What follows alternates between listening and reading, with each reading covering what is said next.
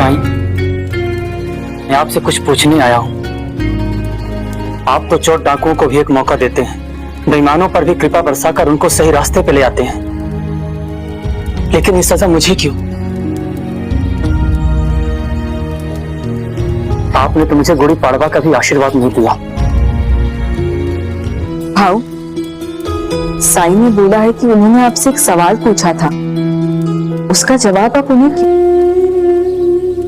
साईं क्यों नाराज है मुझसे मैं जानता हूं, लेकिन साईं मेरी मजबूरी क्यों नहीं समझ रहे हैं? पहले भी कितनी बार यही बात मैंने साईं को समझाने की कोशिश की कि जो मैंने किया वो पाप नहीं था, और अगर मैंने गलती की है तो क्या आप मुझे माफ नहीं कर सकते? आपकी चुप्पी मुझे बर्दाश्त नहीं हो रही है। चंपा, जो झूठ खुशी दे और किसी और का घर उजाड़ दे वो पाप होता है, और झूठ के पाप का एक ही प्रायश्चित है, सच। जिस दिन कोई सच कह के अपने पाप का प्रायश्चित कर लेता है उसे सब अपना लेते हैं। और जो सच मेरी जिंदगी उजाड़ दे वो सच मैं कभी नहीं बोलूंगा साईं, कभी नहीं।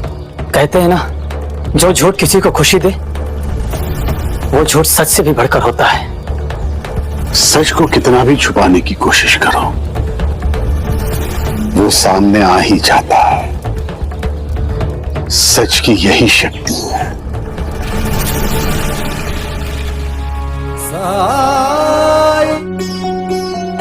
मुझे नहीं पता है किसने बनाया होगा, क्योंकि शिरडी है ही कितनी बड़ी जगह। अगर हम लोग पता करेंगे तो कोई ना कोई सुराग तो मिल ही जाएगा।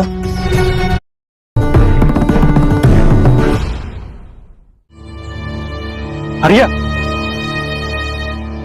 वो अरे केशव, इसे रहने ही दो। ऐसे भी उसे क्या पता होगा। आपने हरिया से क्यों नहीं पूछा? ऐसे लोगों को वैसे भी कुछ पता नहीं होता केशव, बात बात पर झूठ बोलते हैं, तो इन्हें इनाम मिलने का लालच होता है। इसे क्या पता होगा? केशव, जरा द्वारका में चले जाओ, वहां मुझसे मिलने कुछ लोग आए हैं, उनका ध्यान रखना। ठीक है सही, मैं भी चलता हूं सही। मकरंद, राम जी भला कर। ये निशान, ये निशान तुम्हारे बच्चे की पीठ पर भी यही निशान है ना? आप पहेलियां क्यों बुझा रहे हैं? सीधे सीधे बता के मामला खत्म करिए ना। आपसे पहले भी तो पूछा था मैंने, लेकिन आपने कोई जवाब नहीं दिया। लेकिन इस बार आपको बताना पड़ेगा।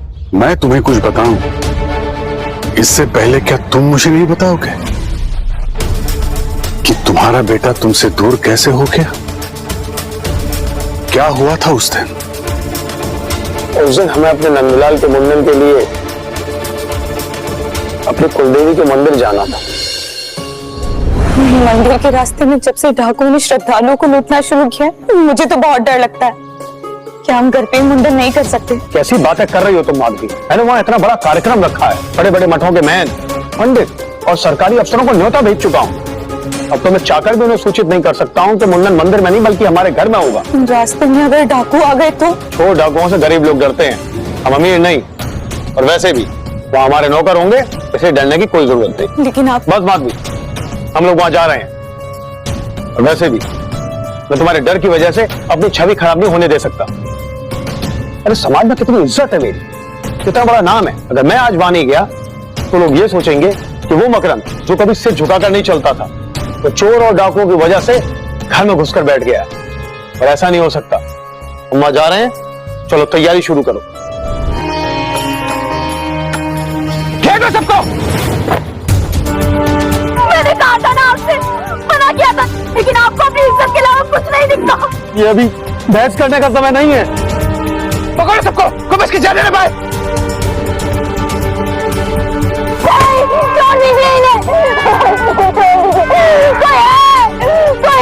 छोड़ दो, छोड़ दो।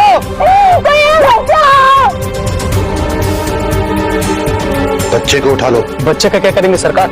इसकी मोटी फिरौती मिलेगी।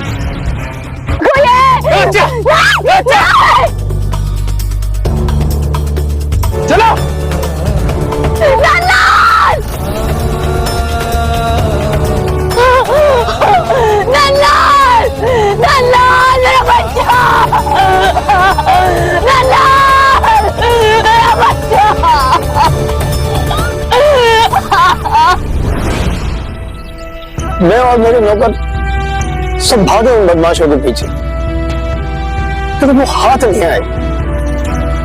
एक ही दिन में मेरी बीवी और मेरा बच्चा दोनों खो दिए मैंने। माधवी उस सदमे से आज तक उबर नहीं पाई। उसने आज तक मुझे माफ नहीं किया। मुझे उम्मीद है कि जिस दिन मेरा बच्चा मिलेगा वो शायद वो मुझे माफ कर देगी। मेरे बच्चे का पता बता दीजिए साईं। पुरानी बातें भूल जाओ मकान, जिद मत करो उसे पाने की। आप ऐसा कैसे बोल सकते हैं? सब कहते हैं कि आप ही हैं जो मेरी मदद कर सकते हैं। आपने खुद कितनी बार संकेत दिए हैं, आप सब जानते हैं, और अब आप ही कह रहे हैं कि जब आपको यही करना था तो मेरे जख्म क्यों करे दिए आपने? क्योंकि तुम अगर अपने नंदलाल को पा भी लोगे तो पता नहीं तुम्हें खुशी होगी या दुख, इसलिए रहने दो। जी आप क्या कह रहे हैं? मेरा बच्चा इतने सालों से गायब है, और अब जब वो मुझे मिलेगा तो मुझे ऐसा लगेगा कि दुनिया का सबसे खुशनसीब इंसान मैं ही हूं। मुझे मेरा बच्चा हर हाल में चाहिए साईं, हर हाल में वापस चाहिए।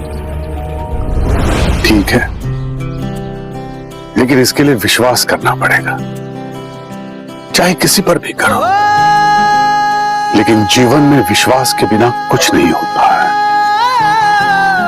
क्या तुम्हें मेरी बातों पर विश्वास है? आपसे मदद लेकर मैं अपनी बहन को दुख नहीं पहुंचाना चाहता, लेकिन मैं मजबूर हूं। आपकी बातों से तो लग रहा है कि आप जानते हैं नंदलाल कहां है, और मैं अपने बच्चे को पाने के लिए कुछ भी कर सकता हूं साईं, कुछ भी। कुछ भी?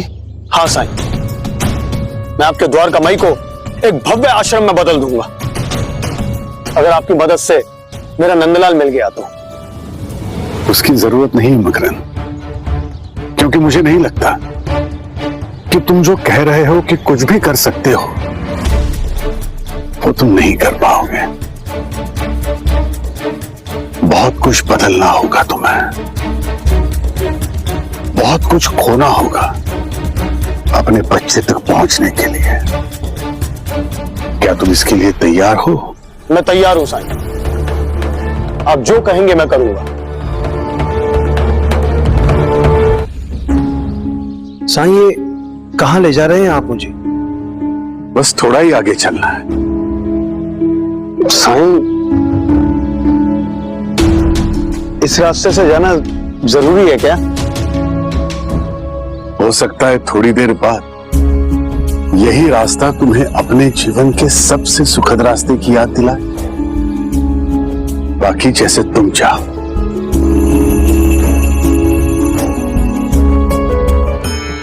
मुझे यहाँ जान पहचान का कोई देखना नहीं।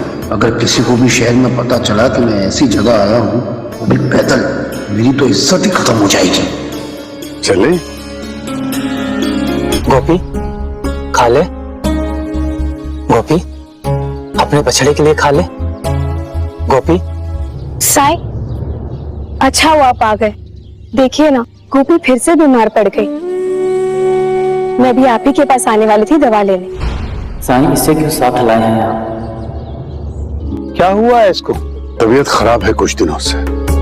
ठीक से देखभाल नहीं हो रही होगी इसकी। देखिए ना, सूखी घास दे रहे हैं ऐसे। गाय को हरी घास, ताजा सब्जियां देते हैं, फल देते हैं। अगर गाय की देखभाल नहीं कर सकते तो उसे पालते क्यों हैं? एक काम करो, ये लो, और उसके लिए कुछ ताजा सब्जियां और फल लेकर आओ। ये पैसे क्यों दे रहे हैं मुझे? हम गरीब जरूर हैं, लेकिन अपने जानवरों का ख्याल रखना अच्छे से जानते हैं। और ये फल सब्जी हरा चारा सब खिलाते हैं हम भी, लेकिन फिर भी इसकी तबीयत अच्छी नहीं है। देखो, मेरे कहने का मत। इसकी तबीयत का इलाज हरी सब्जियां और हरा चारा नहीं है, कुछ और है। साईं, क्या है? अगर पैसे की जरूरत है तो मुझे बताइए, मैं दे दूंगा। हमें किसी के पैसों की जरूरत नहीं है। बाबुराय मनवा साईं, आप ही गोपी का इलाज कर पाते हैं। साईं, आपकी उदी हमेशा चमत्कार करती है, लेकिन फिर कुछ दिनों के बाद ये बीमार पड़ जाती है। ये पूरी तरह ठीक क्यों नहीं हो रही साई? सावरी, जैसे इसकी बीमारी एक दिन में नहीं आई है, उसका इलाज भी एक दिन में नहीं होगा। इसके उपचार के लिए जरूरी है कि हम इसे इसके बछड़े से अलग करें। ठीक है साई, मैं इसके बछड़े को इसे थोड़ी दूर बांध लेती हूँ। नहीं सावरी, इसके बछड़े को किसी और के घर रखना होगा। तो ये अपने बच्चे के बिना नहीं रह पाएगी साईं, नहीं रह पाएगी और बीमार पड़ जाएगी ये। सावरी, बच्चे को इससे दूर रखना जरूरी है। क्यों? इसका जवाब समय आने पर मिल जाएगा। दादा, साईं अगर कह रहे हैं तो कर दीजिए ना। इसमें गोपी और उसके बछड़े का ही भला है। लेकिन कहाँ, किसके घर, कौन करेगा इसकी देखभाल? यहाँ तो हम खुद इसको अपने बच्चे की तरह पालते हैं। मैं? हाँ मकरन, तुम इस बछड़े को अपने साथ रखो। जब तक मैं लौटाने के लिए ना कहूं, तब तक तुम जहां रह रहे हो वहीं इसे ले जाओ और खुद ख्याल रखो इसका। नहीं साईं, मैं इस बछड़े को नहीं लेकर जा सकता हूं। क्यों नहीं? मैंने देखा है मकरन, गाय से तुम्हें बहुत प्रेम है, तो ये जिम्मेदारी उठाने में इतना क्यों सोच रहे हो? साईं, आप तो जानते हैं कि मैं अपनी बहन के ससुराल में रह रहा हूं, मेहमान हुआ। इस बछड़े की जिम्मेदारी मैं कैसे ले पाऊंगा? हो सकता है कि उनको अच्छा ना लगे। तुम उसकी चिंता मत करो मकरन, मैं केशव से कह दूंगा। नहीं नहीं, किसी को भी कहने से क्या होगा साईं? मुझे खुद अच्छा नहीं लगेगा कि मेरी वजह से किसी और के ऊपर बोझ आए। मैं ये काम नहीं कर पाऊंगा। लेकिन तुमने तो मुझसे कहा था कि अपने बच्चे तक पहुंचने के लिए तुम वो सब करोगे जो मैं तुम्हें करने के लिए कहूंगा। लेकिन उसका इस बछड़े से क्या संबंध है साईं? मैं जब भी आपसे अपने बच्चे की बात करता हूं, आप कहते हैं प्रसाद ले लो, कभी बछड़े को घर ले जाओ। आप कभी सीधा जवाब क्यों नहीं देते? ये मुझसे नहीं हो पाएगा।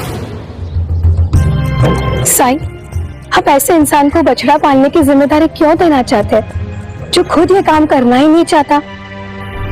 सावरी, वो करना चाहता है लेकिन कर नहीं रहा है। जब तक मकरंद इस बच्चे की जिम्मेदारी नहीं उठाता, मैं इसकी जिम्मेदारी उठाऊंगा।